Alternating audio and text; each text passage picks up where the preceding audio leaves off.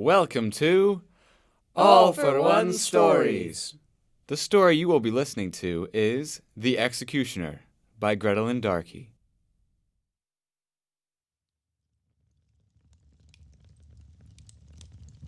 We need you to kill someone, the stranger said, leaning forward on his knees. His gaunt face looked thinner in the sharp shadows of the firelight. Of course you do. The executioner sighed. They always needed him to kill someone. They never came to him unless they needed him to kill someone. It was what he did. It was what he had always done, just like his father, and his father's father, and his grandfather's father, and his great-grandfather's father. Since before anyone wrote history down, his mother told him, it was part of the family curse. The executioner knew that and accepted it. The two men knelt on the threadbare rug by the fire, facing each other. The hut was mostly bare, like many dwellings in the small town. The executioner didn't need many things. No one came to visit him. He had no one to impress. Who do you want me to kill? The stranger fiddled with the purse at his hip. I'd rather show you.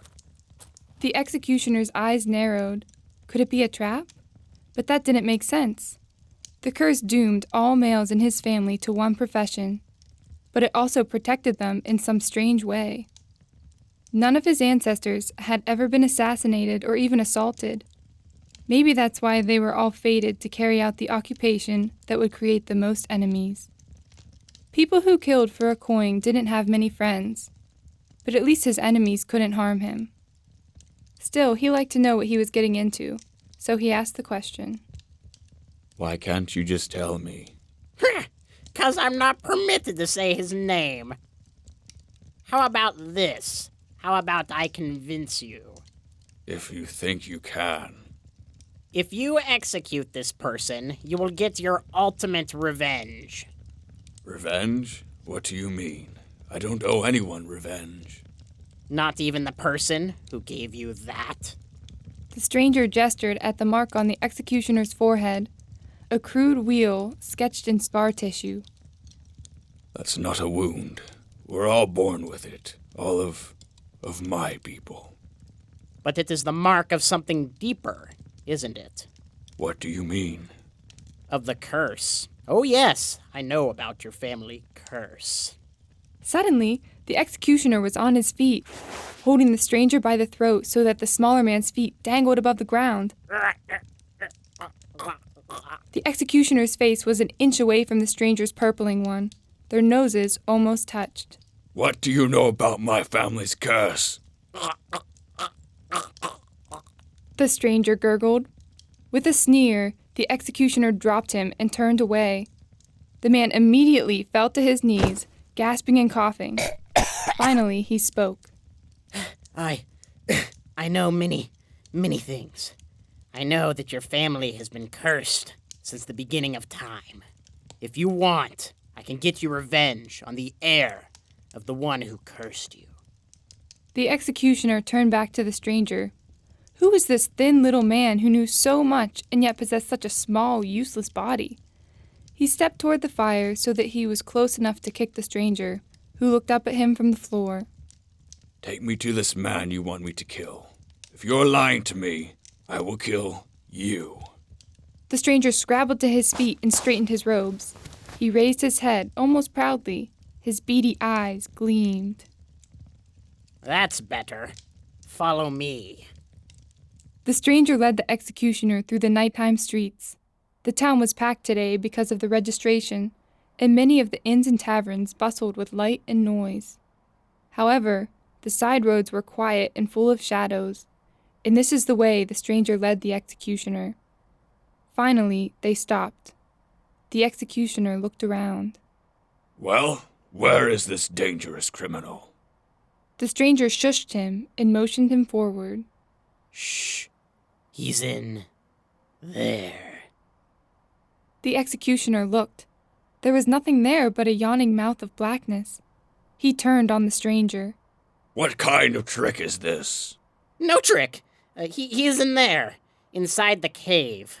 Don't worry. He is more vulnerable now than he will ever be. This is your chance for revenge, for all those years of loneliness, for your kinfolk's perpetual isolation, for all the humiliation you have ever suffered. You can take revenge now. You can strike the decisive blow. Go in. You will find him asleep with his mother. A child? An heir. Do you want revenge or not? The executioner ducked into the cave. The first thing he noticed was that an animal skin hung across the entrance, causing the cave's seeming blackness. Passing the skin, he stepped into a peaceful scene, faintly illuminated by the glow of a fire. A woman lay curled up on a bale of hay. She was breathing slowly and evenly with the deep sleep of utter exhaustion. A goat snuggled up to her back, and 2 cows lay nearby, warming the room with their breath. A man sat by the dull fire, snoring lightly. He, too, seemed utterly fatigued. Silent as a snake, the executioner crept further into the cave. Suddenly, he froze. Something had moved. Was it the woman? No, she slept soundly, but something wiggled in her arms. The executioner stole closer. A soft sigh came from a bundle in the woman's arms. Stealthily, the executioner pulled the blanket down a few inches. It was a baby, a tiny newborn baby. The executioner stared at the child. This is the baby the stranger wants me to kill? This is the heir? The son? This is the heir of the person who laid the curse on my ancestor? The executioner drew in his breath, and suddenly he understood. Slowly he sank to his knees. Then this must be the son of... He dared not complete the thought. He made his decision. There will be no killing here tonight. As he stared at the baby, something shifted inside him. The scar on his forehead slowly faded. And as he decided not to kill the child, the curse lifted from the last descendant of Cain. That was The Executioner, written and directed by Grettelyn Darkey. The cast in order of appearance: Connor Evans as the stranger, Jenna Gorsuch as the narrator, and Michael Marinchak as the executioner. Our audio technician was Thomas Marinchak. Thank you for listening to All for One Stories. Used by We Are One Body Audio Theater, with the permission of the licensor, granted under a copyrighted license agreement. First published in Gilbert Magazine, a publication of the American Chesterton Society. A production of We Are One Body Audio Theater.